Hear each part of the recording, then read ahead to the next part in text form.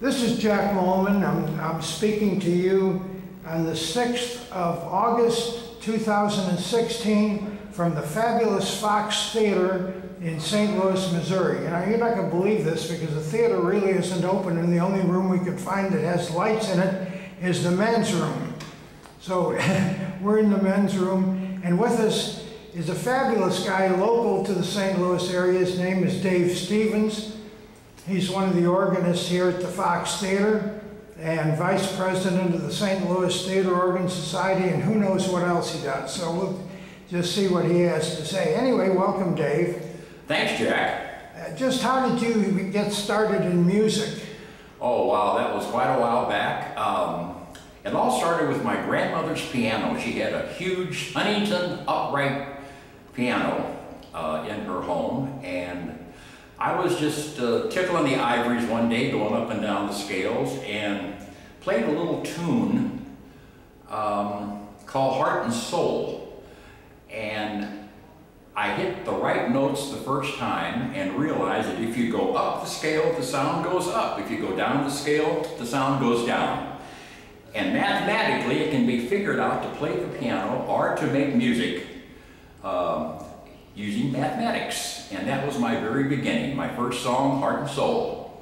Well, I'll be darned. Now, did you have lessons or anything, or you picked this up all on your own? Well, I tell you what, when I was in grade school, I took about 3 months of lessons from the nuns in a Catholic school. And when she was present in the room, I would do my scales and what have you. But when she left the room, I would do my rock and roll music. Or I would play my grand chords that I love so much.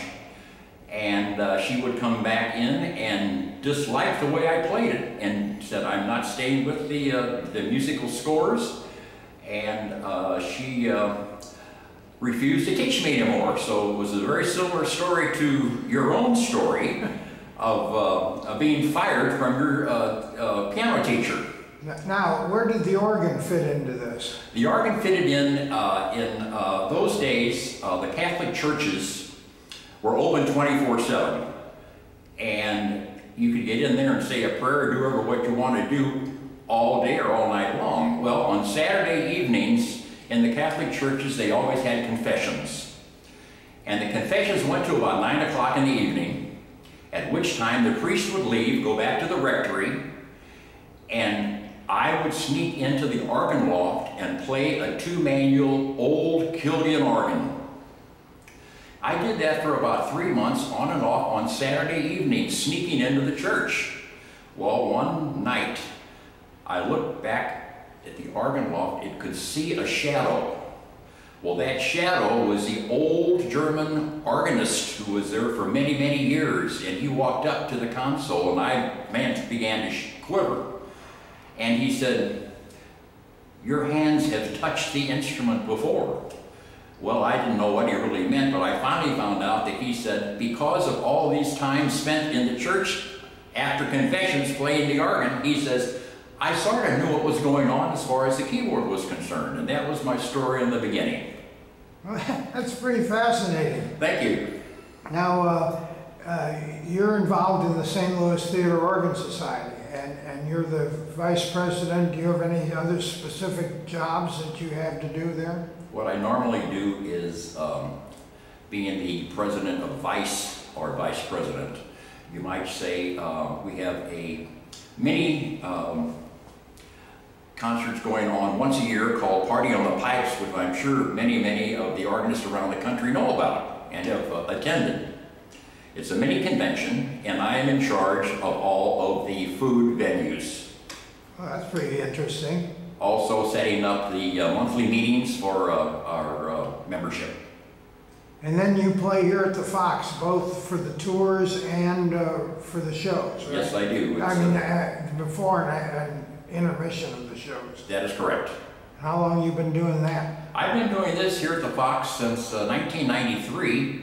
And I've been playing tours on the lobby organ and the Mighty Wurlitzer in the main auditorium for about 3 years now.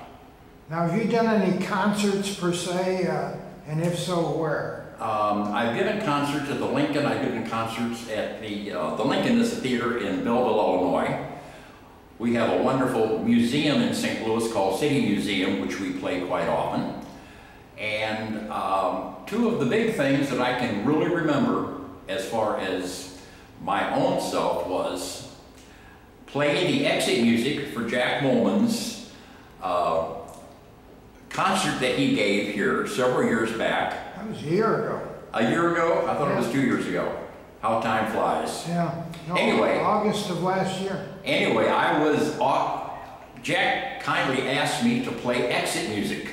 Now, I don't really know what that meant, because what he wanted to do, I think, was to get the people out of the auditorium after his concert as quickly as possible. So I played the lobby organ as the folks were coming out.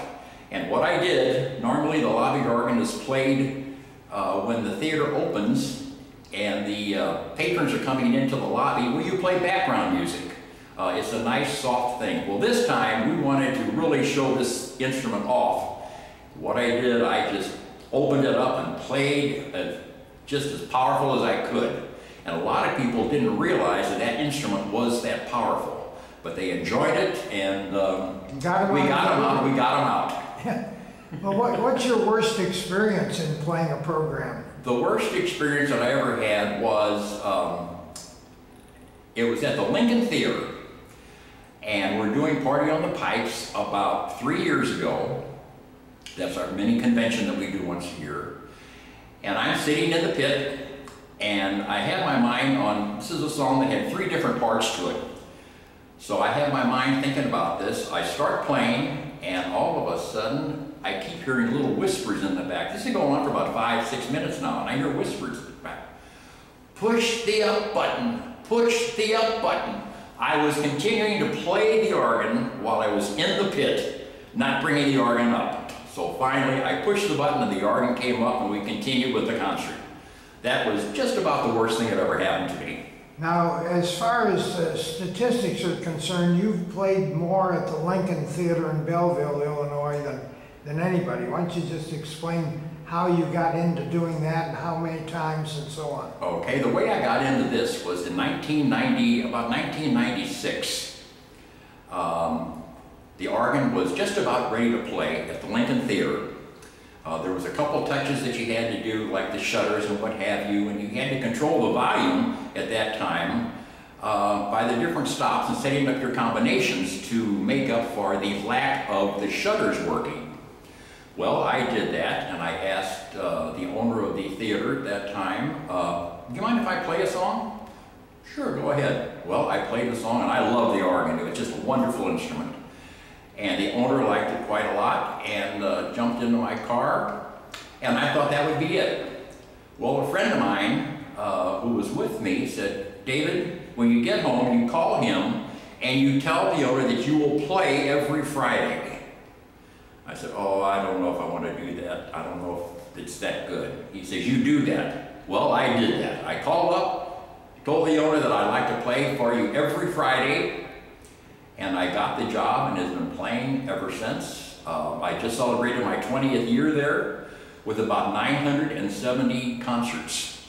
So it's quite a feat for me, and I just hope everybody enjoys the music as much as I do playing it. But you don't play one Friday a month. I don't what? You don't play on one Friday a month. No, I don't know. There's one Friday of the month I do not play. That's the third Friday of the month, which the incomparable Mr. Jack Moelmann plays.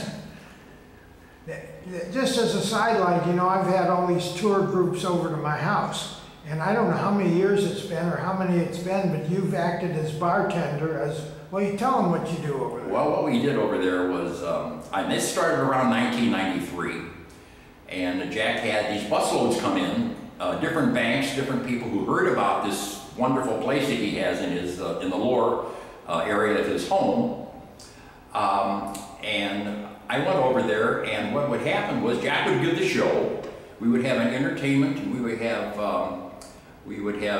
an intermission, and then after the intermission, he would show a silent movie and various and sundry other things, explaining his fantastic instrument that he has there, and would invite me to play a song or two, which I did. And that was the start of it.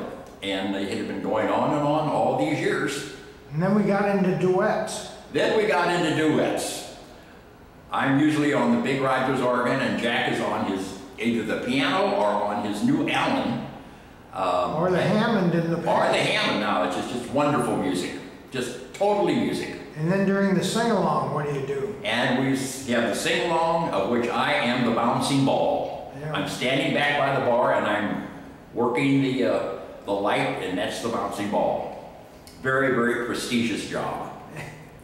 Well, you've got the right attitude out of this. Now, what did you do for a living? For a living, I've been in the food and beverage business, I would say, for the last 25, 30 years. And what I did, I opened and closed restaurants. And when I got finished with doing that type of thing, I said, you know, I want to do something else. Well, what I did was became a baker at one of our big supermarket companies here in St. Louis. And continued to do that up to my retirement about 5 years ago. And now I spend all my time with classic cars and making music. Well, okay, now we're going to sort of bring this to an end, but what would be your advice to, we have people that happen on these YouTubes and these videos. What would be your advice to somebody that's aspiring to begin in music, maybe a young person or an older person, or what would you say to them, or just getting people as an audience to an organ program? Getting someone, no matter what their age is, to be interested in music, to be playing music, to be playing an instrument, would be to have the passion for the music. Take lessons, learn as much about the instruments as you possibly can, and you have to remember this. There's an old saying that to make a mistake on the keyboard is human.